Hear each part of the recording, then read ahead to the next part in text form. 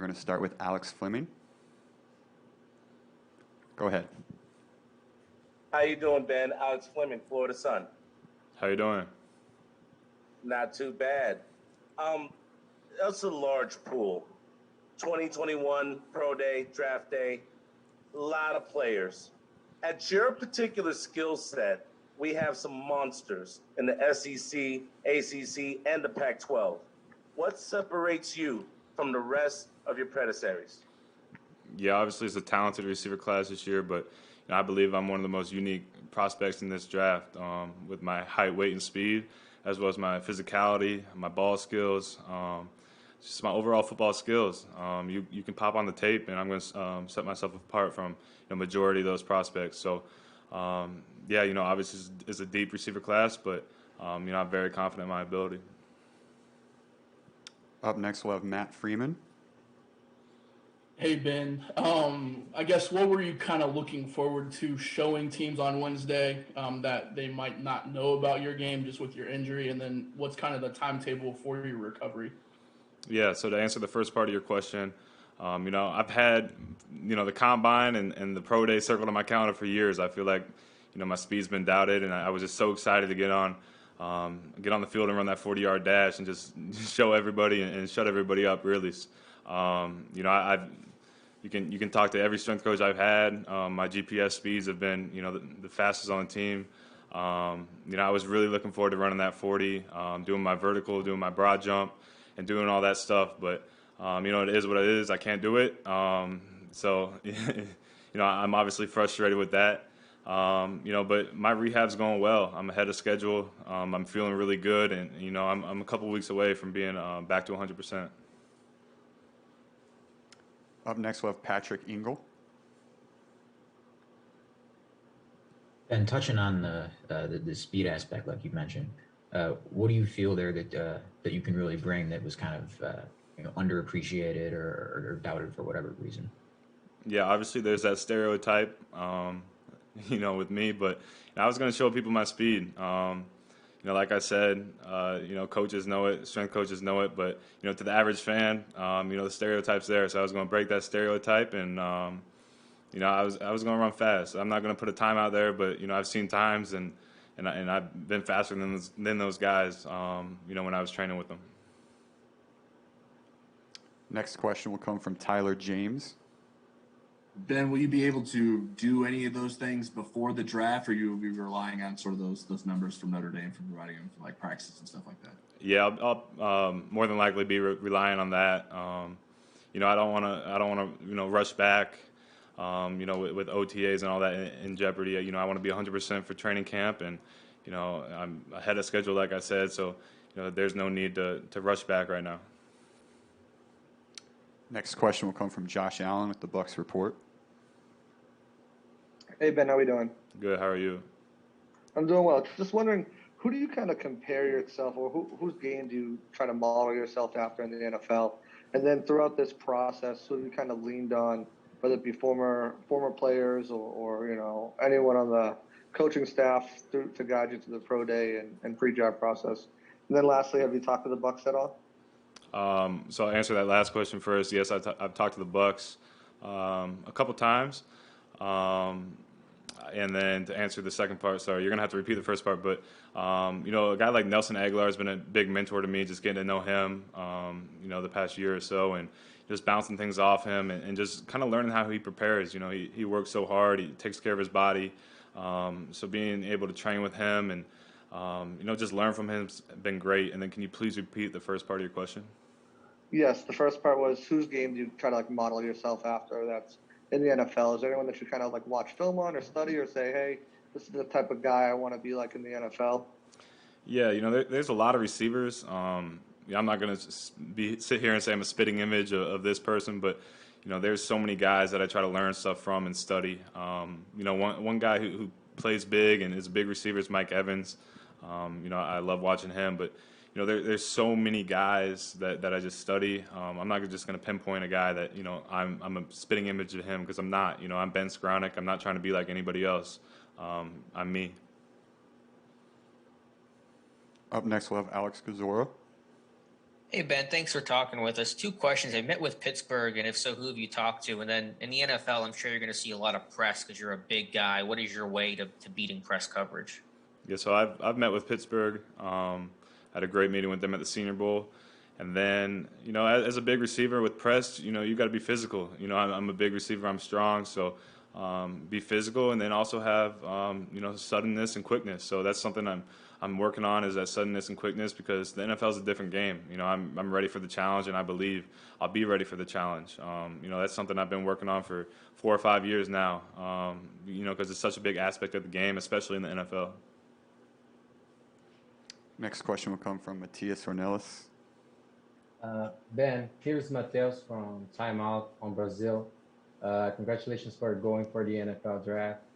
What you can talk about how the way the Notre Dame play kind of helped you in this last year for prepare you for the NFL, and how important was for you playing this last year in Notre Dame? Yeah, this past year at Notre Dame has been great for my development.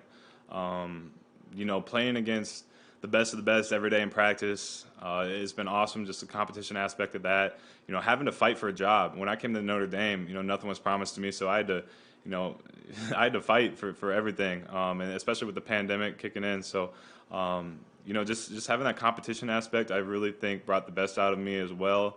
And then, playing against the best teams every single Saturday. Having the opportunity to play against the national champion Alabama, Clemson twice, and just a handful of talented teams in the ACC. I feel like it really benefited me going from, that type of talent. Up next, we'll have Andre Robinson. Hey, how's it going, Ben? Congratulations on your pro day, Andre Robinson, Challenger Community News. How you doing? Just to segue off of the competition aspect that we were just talking about in the ACC, it said that you did a phenomenal job. Most games you had multi-touchdowns against Boston College and other teams in the ACC. My question to you is, you're a big guy, 6'3", obviously, 200 pounds or so. What does your route tree look like exactly? Can you run all the routes? I'm hearing that you're a really good red zone, target, obviously because of your size. But can you run all the routes? And Yeah. what routes do you think that you need work on? Who are you hearing that from? I'm just curious. No, but I know.